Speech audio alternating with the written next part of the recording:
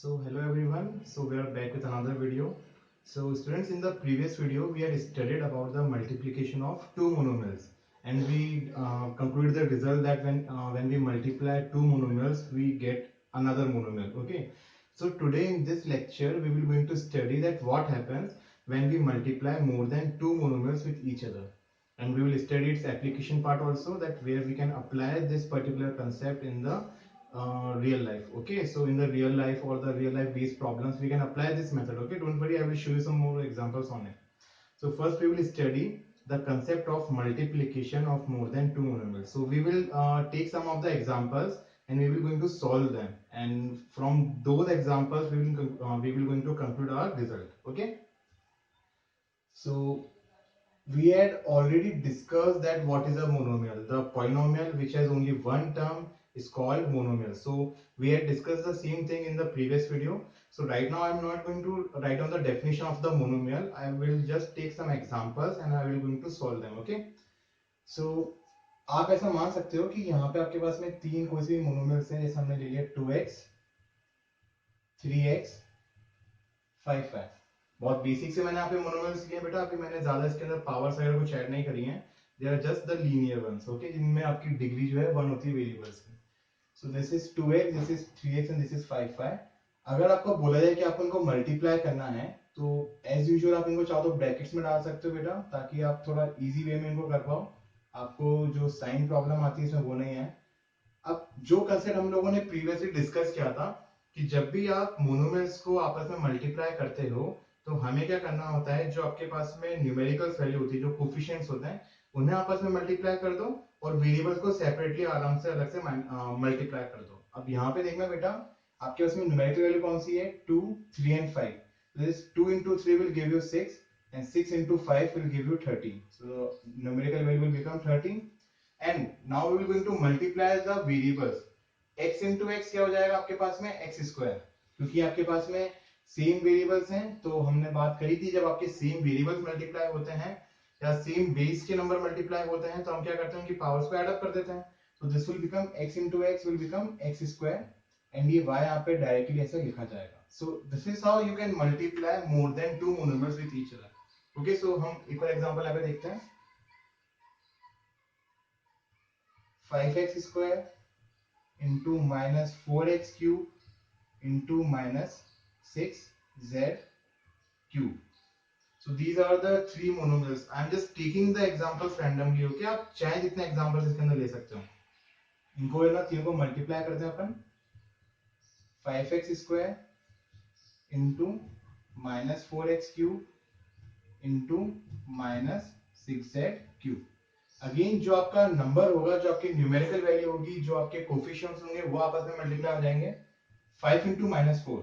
यहाँ आपको है ना साइन का बहुत ध्यान रखना है ना, इस यहाँ पे आपको साइन का बहुत अच्छे से ध्यान रखना पड़ेगा कि आपके कहीं साइन इंटरचेंज ना हो जाए, क्योंकि हम गलती कर बैठते हैं, हम लोग माइनस माइनस को प्लस नहीं करके माइनस लिख देते हैं, कहीं पे जहां हमें माइनस लिखना था वहां पे आप प्लस लिख देते हैं। तो इस चीज का ध्यान रखना।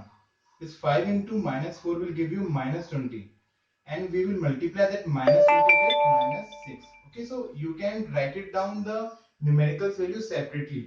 So you can write it down as 5 into minus 4 into minus 6, and now you can write down the variables। Okay, so this x square into x cube, यहाँ x की पावर 2 है या x की पावर 3 है। सो बेटा 3 plus 2 क्या हो जाएगा, 5, क्योंकि आपके दोनों के बेस सेम है। This will become x raised to power 5। z आपके पास में अकेला वेरिएबल है तो this will remain z cube. अब यहाँ देखते हैं, this minus into minus will become plus, and 5 into 4 will give you 20, and 20 into 6 will give you 120। So the answer will be 120 x raised to power 5 z cube. So multiplication में वैसे ही करना होता है जैसे हमने दो मोनोमियल्स का किया था, बस यहाँ फर्क इतना है कि आपके पास में पे तीन मोनोमियल्स आ गए। कंसेप्ट में कुछ भी चेंज नहीं आया है, हमने पहले नंबर्स को मल्टीप्लाई करा, फिर हमने वेरिएबल्स को मल्टीप्लाई करा। आप इन एग्जांपल से ये चीज इजीली समझ सकते हो। दूसरी बात बेटा, कल हम लोगों ने कंक्लूजन निकाला था कि जब आप दो मोनोमियल्स को आपस में मल्टीप्लाई करते हो तो आपको रिजल्ट में क्या मिलता है, एक मोनोमियल मिलता है। इन द सिमिलर मैनर अगर आप दो से ज्यादा मोनोमियल्स को भी बेटा आपस में मल्टीप्लाई करोगे ना, तब भी आपको रिजल्ट में क्या मिलेगा, एक मोनोमियल ही मिलेगा। So you can note it down that if you multiply n number of monomials, आप कितने भी मोनोमियल्स को आपस में मल्टीप्लाई कर लो, you will always get a monomial for that. Okay, so I hope you all are clear with this concept with the multiplication of more than two monomers. Still, I will take another example for you. Okay,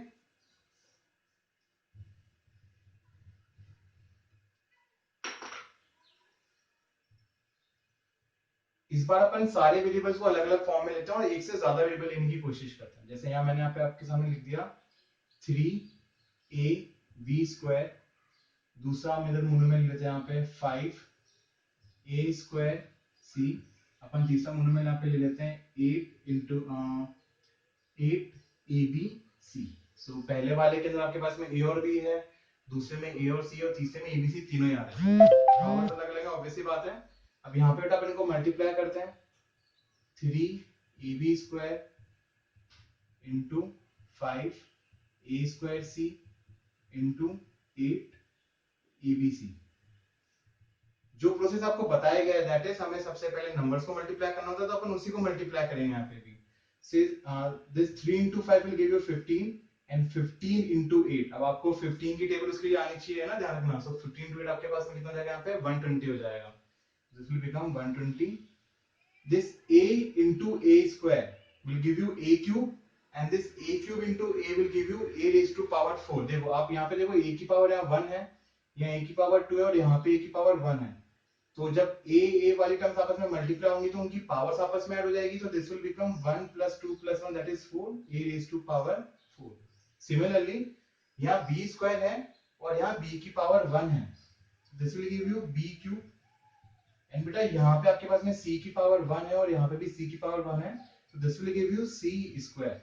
So again you will get a monomial only। Okay, so it doesn't matter how many variables are present in the monomials, in the last you will always get a monomial। Okay, so I hope आपको इन तीनों example से समझ में आ गया होगा कि हम किस तरीके से दो से ज्यादा मोनोमर्स को या तीन मोनोमर्स को आपस में मल्टीप्लाई करते हैं। अब इसका जो बेटा एप्लीकेशन वाला पार्ट है कि कहाँ पे हम इस चीज को अप्लाई करते हैं, किस तरीके हमारे पास में रियल लाइफ बेस्ड प्रॉब्लम्स आती हैं, अपन वो सीखने की कोशिश करते हैं। आप आराम से इस वीडियो को जब देखें तो इसको पॉज कर करके एक एक एग्जाम्पल को नोट करिएगा ताकि आपको समझने में और आसानी आए। ओके,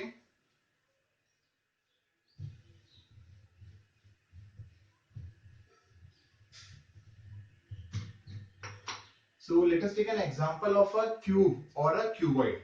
अब सबसे पहले मैं आपको बता दूं कि क्यूब और क्यूबॉइड का ही मैं इधर एग्जांपल क्यों लेना चाहता हूं। ठीक है, ध्यान से देखना इस चीज को।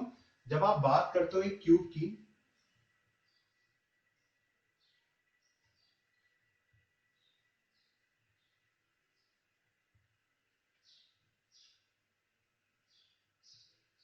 या फिर बेटा जब अपन एक क्यूबॉइड की बात करते हैं,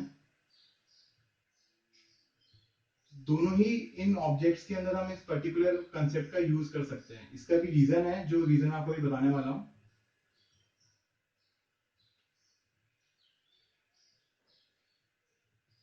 क्योंकि बेटा ये आपके थ्री डायमेंशनल ऑब्जेक्ट्स हैं, these are not the planar figures, these are the 3D objects. Cube और cuboid, these are the 3D objects जिनकी वॉल्यूम एग्जिस्ट करती है। ध्यान रखना, जो आपके पास में बेटा प्लेनर फिगर्स होते हैं उनकी वॉल्यूम एग्जिस्ट नहीं करती है, उनके पास सरफेस एरिया एग्जिस्ट करते हैं। लेकिन ये जो आपके पास में 3D ऑब्जेक्ट्स होते हैं, इनके सरफेस एरिया भी होते हैं और इनकी वॉल्यूम भी एग्जिस्ट करती है। और वॉल्यूम जो होती है हमेशा बेटा आपको एक 3 डायमेंशनल क्वांटिटी ही मिलती है, ध्यान रखना। तो 3 डायमेंशनल क्वांटिटी का मतलब होता है आपके पास में तीन वेरिएबल, या फिर आप कह सकते हो तीन तरह की टर्म्स, या फिर आप कह सकते हो बेटा तीन मोनोमियल्स। ठीक है ना, मतलब अगर आप तीन मोनोमियल्स को आपस में मल्टीप्लाई करोगे तो आपको एक वॉल्यूमेट्रिक फिगर मिलेगा। तो इस चीज को अपन यहाँ पे यूज करेंगे, देखना कैसे। मान लो ये आपके पास में क्यूब है और यहाँ पे आपके पास में क्यूबॉइड है।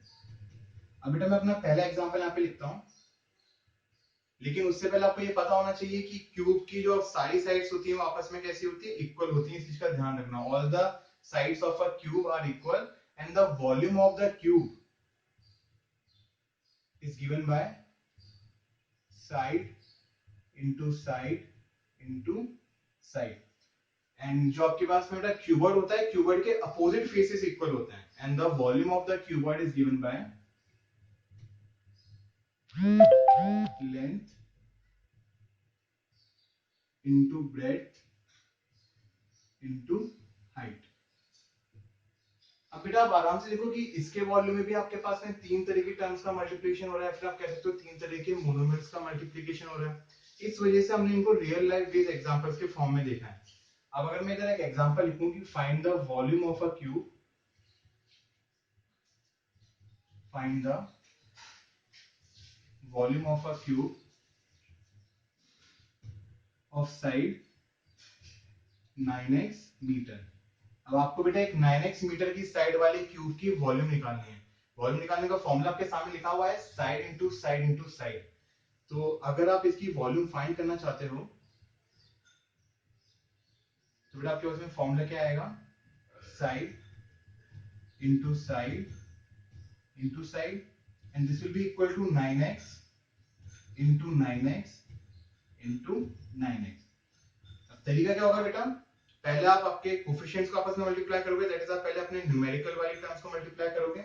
9 into 9 will give you 81, and this 81 into 9 will give you 729. This x into x, यहाँ पे भी x की पावर 1 है, यहाँ भी x की पावर 1 है और यहाँ भी x की पावर 1 है। जब आप बेटा तीन x को आपस में मल्टीप्लाई करोगे तो आपको क्या मिलेगा, x क्यूब मिलेगा, and this will give you x cube. अब ध्यान रखना, हम यहाँ पे वॉल्यूम निकाल रहे हैं। जिस तरीके से हमने प्रीवियस वीडियो के अंदर स्क्वायर का एरिया निकाला था, वहां पे हमने बेटा एरिया की यूनिट डाली थी। यहाँ पे आप क्या कर रहे हो, क्यूब की वॉल्यूम निकाल रहे हो, और जो आपके पास में आपने क्या करा है, तीन साइड्स को मल्टीप्लाई करा है। मतलब आपने 9x मीटर को 9x मीटर से फिर 9x मीटर से मल्टीप्लाई करा है, and the unit will be metre cube. So this is the problem which is based on the real life, that you can find the volume of a cube by using the multiplication of more than two monomials. Okay, so I hope you all are clear with that. And आप बेटा इसी तरीके से cuboid की भी volume निकाल सकते हो। वहां पे आपको क्या करना रहेगा ना, वहां पे आपके पास में लेंथ ब्रेड्थ और हाइट तीनों अलग अलग हो सकती है, तो वहां पे आपको वॉल्यूम निकालनी है। फॉर्मूला यही लगेगा जो यहाँ पे लिखा हुआ है, तरीका भी यही रहेगा जो हम लोगों ने करा है। स्टिल मैं आपको एक और एग्जांपल करके दिखाता हूँ जो कीवर्ड के ऊपर बेस्ड है, उसके बाद आप खुद अपने बिहाफ पे कुछ एग्जांपल्स और ट्राई करिएगा, है ना।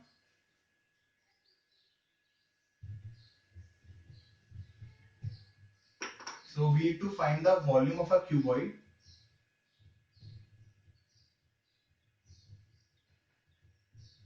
Of length 4x square metre, breadth 3y square metre,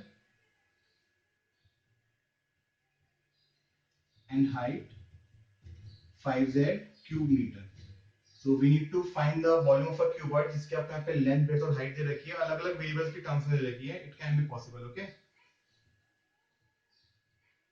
अब बेटा जो फॉर्मूला रहेगा वॉल्यूम निकालने का आपके पास में सेम ही रहेगा, volume is equal to L into b into h, that is length into breadth into height. Length हमारे पास में कितनी है बेटा, 4x स्क्वायर है, तो यहाँ पे कितना आ जाएगा 4x स्क्वायर। ब्रेड्थ हमारे पास में यहाँ पे है 3y स्क्वायर, और हाइट हमें बेटा यहाँ पे दे रखी है 5z cube. Again, we just have to multiply the coefficients, or we just have to multiply the numerical values first. 4 into 3 is 12, 12 into 5 is 60, x cube. अब बेटा यहाँ पे x स्क्वायर है और कोई जगह आपको x दे नहीं रखा, तो यहाँ पे हम सीधे क्या लिख देंगे, x स्क्वायर लिख देंगे। यहाँ पे आपके पास में y स्क्वायर आ जाएगा, और यहाँ आपके पास में z क्यूब आ जाएगा। एज यूजुअल बेटा जब हमने रेक्टेंगल और स्क्वायर का केस करा था, तो एरिया की यूनिट हमेशा मीटर स्क्वायर ही थी। इसी तरीके से बेटा यहाँ पे भी आपको मीटर में दे रखे ना लेंथ ब्रेड्थ और हाइट, तो आपकी वॉल्यूम की यूनिट चेंज नहीं होगी, वो आपकी सेम ही रहेगी, दैट इज मीटर क्यूब। अगर आपको सारी डायमेंशंस मीटर में दे रखी है, तो बेटा वॉल्यूम आपके हमेशा मीटर क्यूब में निकलेगी, चाहे आपका 3D ऑब्जेक्ट कोई सा भी हो।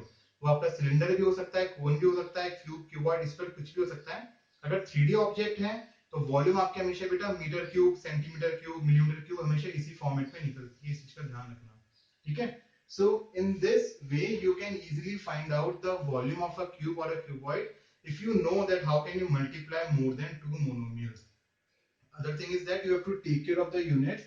यूनिट्स को बहुत ध्यान से लगाइएगा, बिकॉज जैसे जैसे आप बड़ी क्लासेस में आते जाते हैं तो आपको यूनिट्स का ध्यान रखना होता है। यूनिट्स से हमें पता पड़ पाता है कि जो आपकी डायमेंशन है वो किस फॉर्म में दे रखी हैं, ठीक है, किस मेजरमेंट के अंदर दे रखी हैं। सो आई होप आप सबको ये वीडियो अच्छा लगेगा and it will be useful for you. If you have any sort of doubt, you can write down in the comment section. Okay, all the queries are entertained by me, will be entertained by me. Don't worry. Okay, so thank you all of you.